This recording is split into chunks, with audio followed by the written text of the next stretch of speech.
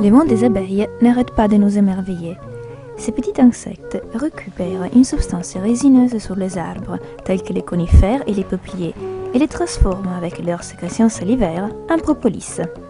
Patrice Percé-Dussert, apiculteur professionnel, nous fait découvrir les vertus de cette propolis, si utile aux abeilles, et que nous aussi on peut appliquer à 1000 façons.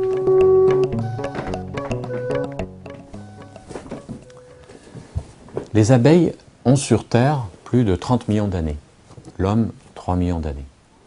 Donc pour les abeilles, l'homme est une apparition extrêmement récente. Par contre, l'homme a toujours connu l'abeille. Et s'est toujours attaqué au nid d'abeilles. Donc l'homme a dû découvrir, dès ses débuts avec les abeilles, que dans les ruches primitives, quelquefois un petit animal s'introduisait, était tué par les abeilles et était momifié par de la propolis. Ce genre d'observation a très certainement induit un comportement de consommation de la propolis au même titre que tous les produits de la ruche.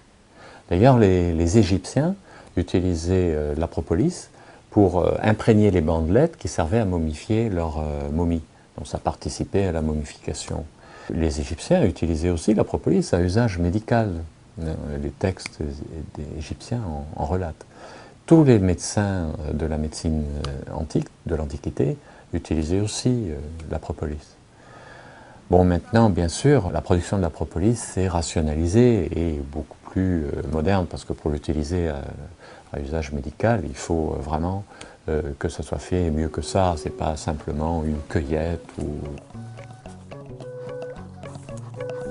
Voilà, on va retirer les grilles à propolis aujourd'hui. Tiens. Ça. Ah, je retire le toit. Je recadre nourrisseur aussi. Voilà. Et là, je vois que la grille à propolis est déjà bien remplie de propolis. Et tu enfumes là, oui, voilà.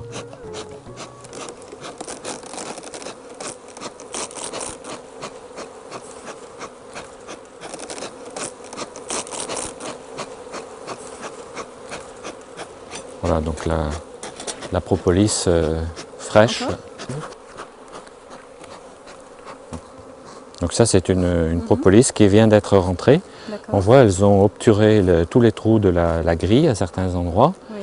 Mais c'est une propolis qui a été récoltée sur les peupliers. Elle est rouge, on la reconnaît bien. Il n'y a absolument aucune trace noire qui pourrait venir d'autres propolis.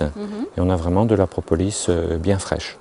Donc on va enrouler la grille pour pouvoir la mettre au congélateur pour extraire la propolis ensuite. Hein. Donc on va récolter cette ruche, voilà, on enfume un petit peu, et puis on voit que cette grille est déjà bien pleine de propolis. Donc on va décoller la grille, un petit peu de fumée maintenant pour les faire redescendre. On remet le couvre-cadre et le toit dessus. On va visiter cette ruche. Je vais regarder les cadres. Oh là là, c'est incroyable, hein. Oui. Elle avait plein là. Oui, là, c'est là que les abeilles habitent, hein. C'est le corps de ruche. Donc là, on va retrouver le couvain. Voilà. Donc là, on a les larves d'abeilles, hein, le couvain. Oui. Et c'est là que la reine pond. Alors on voit aussi des traces de propolis sur les cadres. Là, voilà, cette propolis-là qu'on peut racler. Hein, c'est une propolis qui peut être aussi récupérée, mais qui est vraiment de deuxième qualité. Cette propolis peut être polluée par les produits de traitement de la ruche. On ne sait pas quel âge elle a, on ne sait pas de quelle plante elle vient. Donc elle a déjà bien sûr une certaine efficacité, mais on n'a jamais la même qualité qu'avec de la propolis récoltée avec les grilles.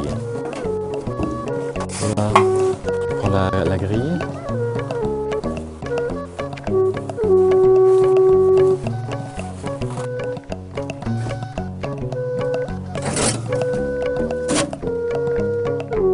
Voilà, cette grille est congelée. Maintenant, la propolis est devenue complètement cassante et on va pouvoir, en froissant cette grille, l'extraire de la grille très facilement. La propolis, quand elle sort des grilles, a cet aspect-là. Elle va être broyée, solubilisée dans l'alcool, filtrée, et à ce moment-là, on obtient cet extrait alcoolique qui est très clair, de couleur claire. Je vais me mettre à contre-jour devant la fenêtre pour que vous puissiez voir. Vous voyez, il est de couleur porto claire, il n'a pas été oxydé, et il est beaucoup plus actif qu'un produit qui est oxydé, qui est noirci, qui contient des résidus de la ruche. Alors, les propriétés de la propolis sont de deux ordres. La propolis est d'abord un antiseptique local, c'est-à-dire par exemple quand on a une gorge inflammée, des aftes ou une plaie ou un eczéma, on peut mettre de la propolis dessus et on va avoir un soin par l'activité antiseptique, anesthésiante et cicatrisante de la propolis.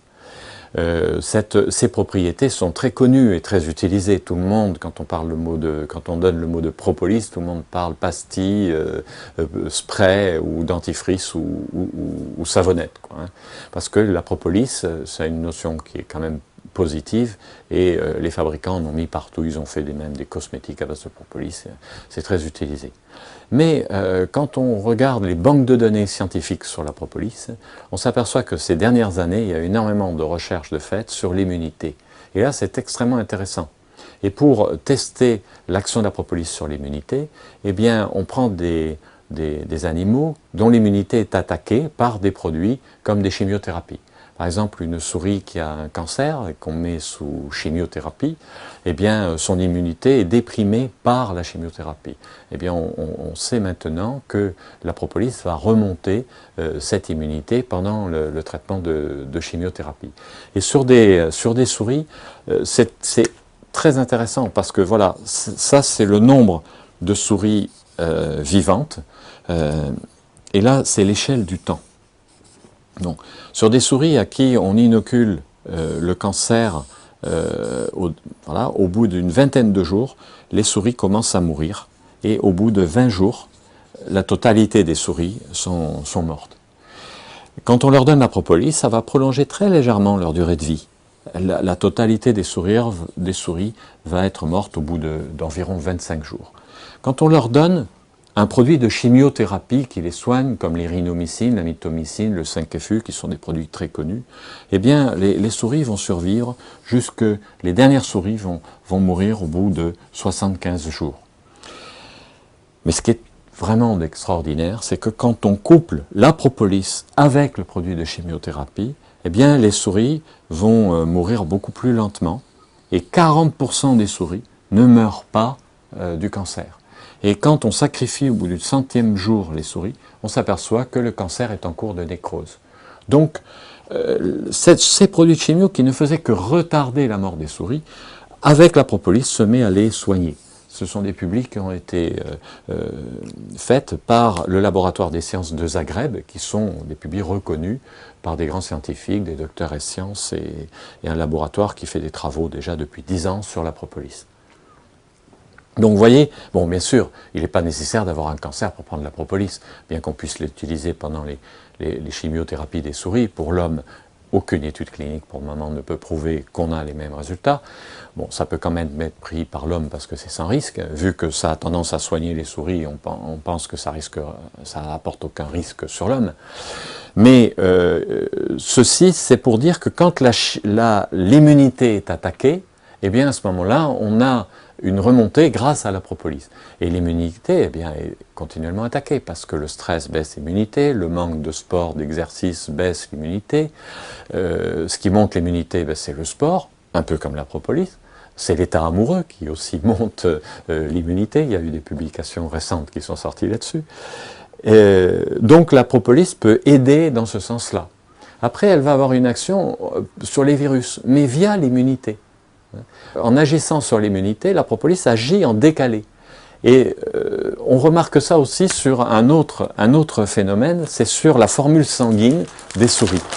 Quand on a une souris qui est sous chimiothérapie, eh bien sa formule sanguine baisse. Par exemple, là, on est sur des globules blancs qui vont baisser au cours de la chimiothérapie. Par rapport au témoin où son nombre de globules blancs, par exemple, va rester comme ça. Eh bien, si on donne de la propolis à la souris, pendant 21 à 25 jours, ça va baisser. Et après, eh bien, on a une remontée du nombre de globules blancs.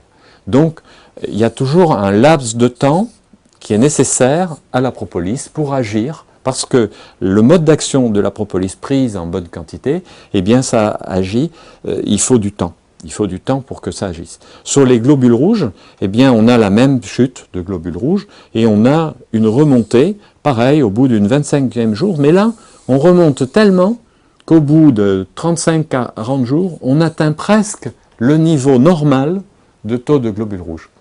Donc ça, si on pouvait obtenir la même chose sur l'homme, eh bien ça voudrait dire qu'une personne qui est sous chimiothérapie retrouverait de l'énergie et pourrait faire de l'exercice, ce qui augmenterait aussi ses chances de guérison. Donc ça n'est pas, un soin direct sur le cancer, mais ça permet de soutenir l'immunité en cas de problème. Alors j'espère que des travaux, des études cliniques vont être faites. Je viens de dire aussi que la dose comptait énormément, parce que ce n'est pas avec 3 gouttes d'une propolis diluée à 10% qu'on va pouvoir avoir un effet. Il faut notamment avoir la dose minimum qui commence à agir, c'est 5 mg de propolis pur par kilo de poids corporel sur l'homme. Donc avec une dose, ça fait à peu près pour 40 kg commencer à agir.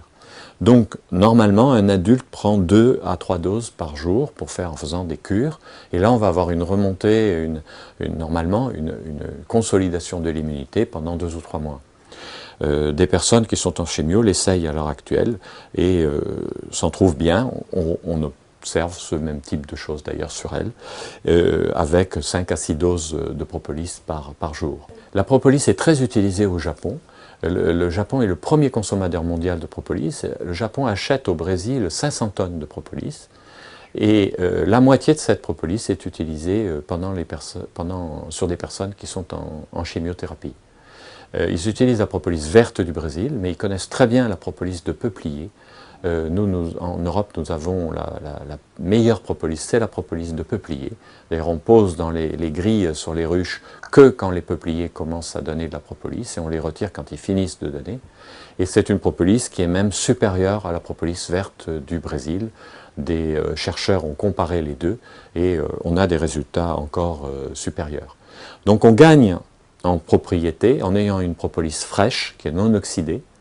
On gagne en propriété en prenant la bonne dose et on gagne aussi en prenant de la propolis de peuplier qui est la plus forte qui puisse être connue au niveau de l'activité.